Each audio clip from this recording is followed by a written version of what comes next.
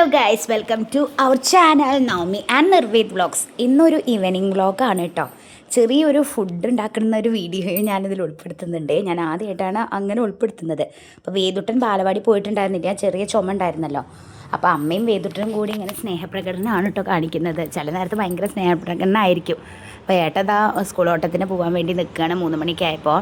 പിന്നെ വേദുവിൻ്റെ സൈക്കിള് അത് പിന്നെ ഭദ്രമായിട്ട് ഇപ്പോഴും ഇവിടെ ഇരിക്കുന്നുണ്ട് കേട്ടോ, നന്നായി ഓടിക്കുന്നുണ്ട് അവൻ.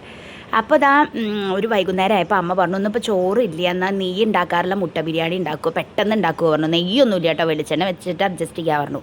അപ്പം തന്നെ ഞാൻ പെട്ടെന്ന് ഉണ്ടാക്കാമെന്ന് പറഞ്ഞു കേട്ടോ. അപ്പോൾ സാധനങ്ങളൊക്കെ എന്താണെന്ന് എല്ലാവർക്കും അറിയുന്ന പോലെ തന്നെ കുക്കർ ബിരിയാണി, ഉള്ളി, ഇഞ്ചി, വെളുത്തുള്ളി, പച്ചമുളക്, തക്കാളി എല്ലാം കൂടിയിട്ട് കേട്ടോ. അപ്പോൾ ആദ്യം ഇതാ കുക്കറിലേക്ക് വെളിച്ചെണ്ണ ഒഴിച്ചു. നെയ്യ് ഒഴിക്കണം കേട്ടോ ഉള്ളവർ. നമ്മുടെ കയ്യിൽ നെയ്യ് ഉണ്ടായിരുന്നില്ല. പിന്നെ ഇല്ലാത്ത സാധനം നമുക്ക് പെട്ടെന്ന് ഉണ്ടാക്കാൻ പറ്റില്ലല്ലോ, പോയി വാങ്ങാൻ ആരും ഉണ്ടായിരുന്നില്ല. അപ്പോൾ പിന്നെ നെയ്യ് വേണ്ട, നെയ്യില്ലാതെ തന്നെ വെളിച്ചെണ്ണയിൽ ഉണ്ടാക്കുമ്പോൾ നല്ല സ്വാദാണേ. ഈ കുപ്പിയിലാണ് കേട്ടോ ഞാൻ ഇപ്പോൾ വെളിച്ചെണ്ണയും ഓയിലൊക്കെ ആക്കാറ്. ഇത് ഫ്ലിപ്കാർട്ടിൽ നിന്ന് വാങ്ങിയതാണ്. ഇതെന്തായാലും നല്ലൊരു യൂസ്ഫുൾ പ്രൊഡക്റ്റാണ് കേട്ടോ.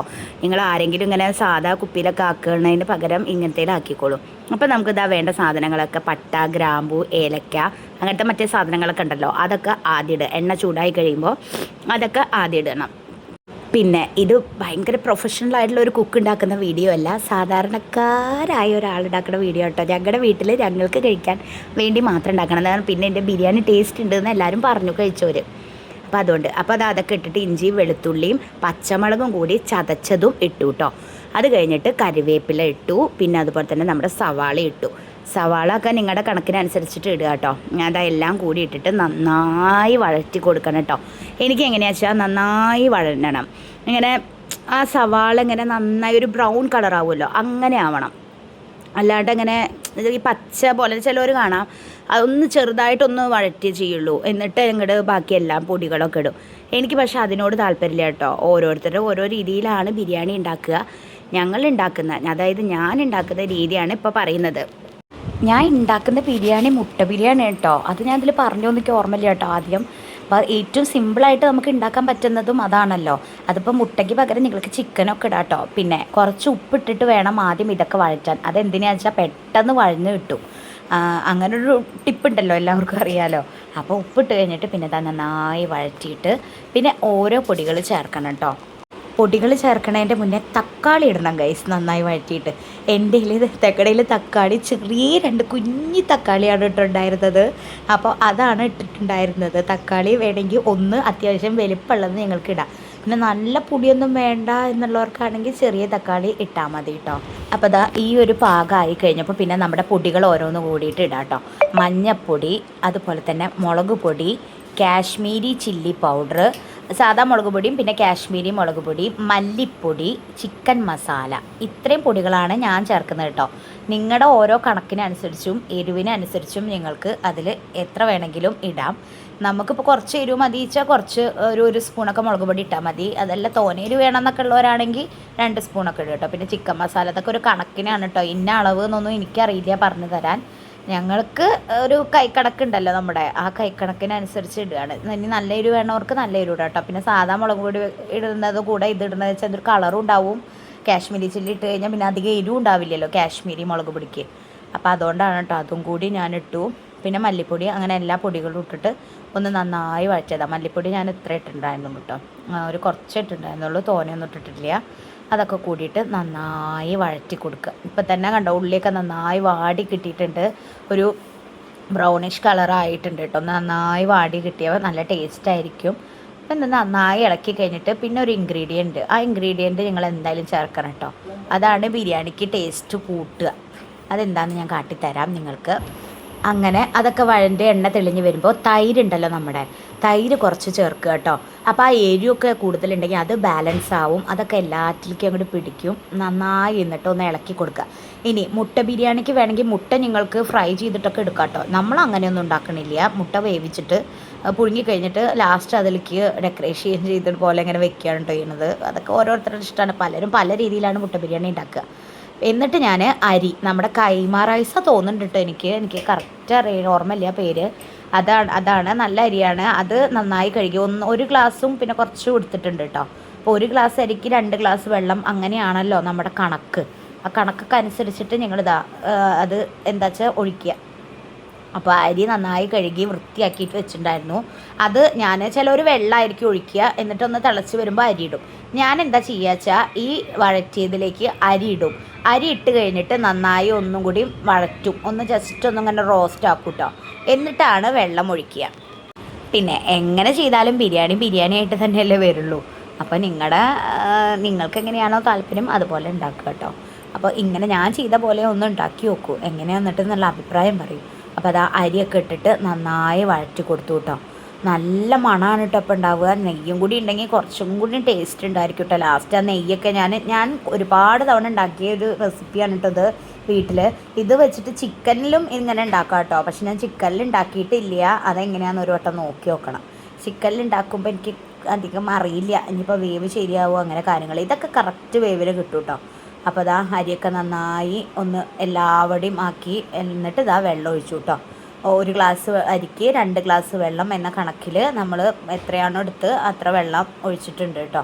എന്നിട്ട് ഉപ്പ് നോക്കുക. പിന്നെ വേണമെങ്കിൽ നെയ്യ് നിങ്ങൾക്ക് ഒഴിക്കാം കേട്ടോ. അപ്പോൾ ഞാൻ പറഞ്ഞല്ലോ നെയ്യില്ലാത്ത കാരണം അവിടെ വെച്ചു 2 വിസിലിന് വേണ്ടി വെയിറ്റ് ചെയ്തു. പിന്നെ അപ്പുറത്തെ കുക്കറിൽ അമ്മ മുട്ട വെച്ചു കേട്ടോ.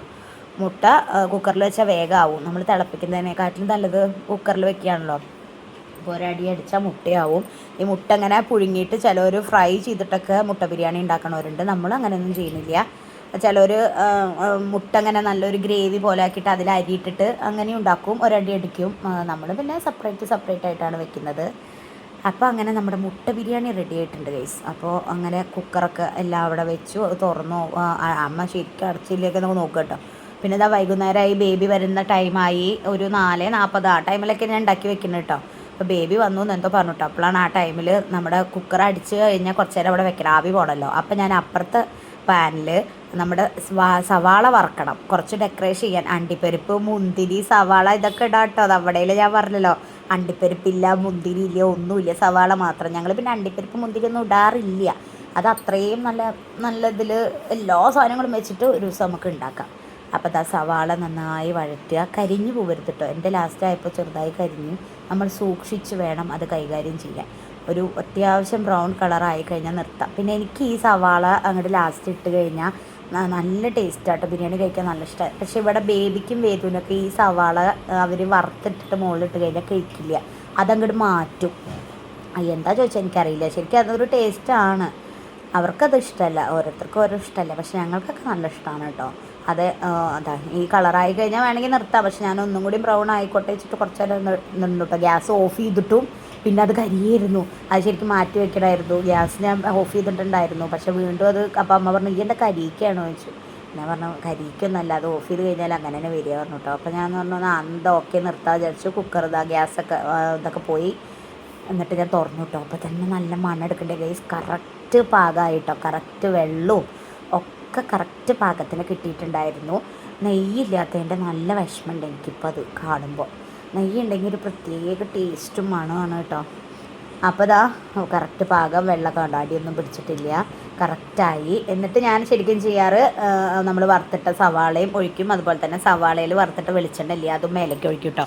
അതിന് പകരം ഞാൻ പറഞ്ഞല്ലോ നെയ്യാണ് കൂടുതൽ ഒഴിക്കാറ്. പക്ഷെ നെയ്യില്ല എന്ന് ഞാൻ ഇപ്പോൾ എത്ര മണിയാണ് പറയണല്ലേ. അതുകൊണ്ട് സവാള കുറച്ച് ഇതായി കഴിഞ്ഞു. പിന്നെ അത് കഴിഞ്ഞിട്ട് മുട്ട പുഴുങ്ങി വെച്ചിട്ടുണ്ടായിരുന്നു, അതും ഡെക്കറേഷന് വേണ്ടിയിട്ട് ഇങ്ങനെ ഒന്ന് വെച്ചു. എണ്ണ കേട്ടോ. ആ എണ്ണ കുറച്ച് ഒഴിച്ചു, അധികമൊന്നും ഒഴിച്ചില്ല, ഒരു 2 സ്പൂണോ അത്രയൊക്കെ ഒഴിച്ചിട്ടുണ്ടായിരുന്നുള്ളൂ കേട്ടോ. അതൊരു ടേസ്റ്റാണല്ലോ, വെളിച്ചെണ്ണ ഓയിലിനെക്കാട്ടിലും ടേസ്റ്റ് വെളിച്ചെണ്ണയിൽ ഉണ്ടാക്കുമ്പോഴാണ്. പിന്നെ ലാസ്റ്റ് മുട്ടയും, എത്ര മുട്ടയാണ് പുഴുങ്ങിയത് ആ മുട്ടയും അതിൽ വെച്ചു കേട്ടോ. എന്നിട്ട് അടച്ചങ്ങോട്ട് വെക്കുക. പിന്നെ കഴിക്കുമ്പോൾ അങ്ങോട്ട് എടുത്താൽ മതി. പിന്നെ കഴിക്കണ വീഡിയോ ഒന്നും എടുക്കാൻ പറ്റിയില്ല കേട്ടോ ഗേസ്, പിന്നെ മറന്നു. പിന്നെ വൈകുന്നേരം ആയപ്പോൾ വേദു, പിന്നെ അത് കഴിഞ്ഞിട്ടാണ് കേട്ടോ ബേബി വന്നത്. 4:40 ആയപ്പോഴാണ് ബേബി വന്നത്. അപ്പോൾ അവൾ ആ ടൈമിലൊന്നും കഴിച്ചില്ല കേട്ടോ ബിരിയാണി, സാധാ ചോറ് തന്നെ കഴിച്ചത്. അവൾക്ക് കഴിക്കാനുള്ള ചോറുണ്ടായിരുന്നു. പിന്നെ രാത്രിക്കായിട്ടാണ് ഇത് ഉണ്ടാക്കി വെച്ചത്. എന്താ വെച്ചാൽ നേരത്തെ ഉണ്ടാക്കി എന്താ വെച്ചാൽ വേദുട്ടൻ വേഗം മേലേക്ക് കഴിഞ്ഞാൽ ഭക്ഷണം കഴിക്കും. പിന്നെ ആ സമയത്തേക്ക് ഒരു 5:30-6 മണിക്കൊക്കെ ഉണ്ടാക്കുക വെച്ചാൽ ബുദ്ധിമുട്ടാണ്, നേരം വഴുകും. അവനാണെങ്കിൽ ആ ടൈമിൽ കഴിക്കും വേണം മേലേക്ക് കഴിഞ്ഞാൽ. അപ്പോൾ ഇവൾ സ്കൂൾ വിട്ട് വരുമ്പോൾ എന്നും വേദുട്ടൻ ഓടിച്ചെല്ലും കേട്ടോ. അപ്പോൾ എന്തൊക്കെയോ വിശേഷങ്ങൾ ഇവളിങ്ങനെ പറയാൻ കേട്ടോ. ഇവൾ സ്കൂൾ വിട്ട് വന്ന് അങ്ങനെ കുറേ കാര്യങ്ങൾ പറയും.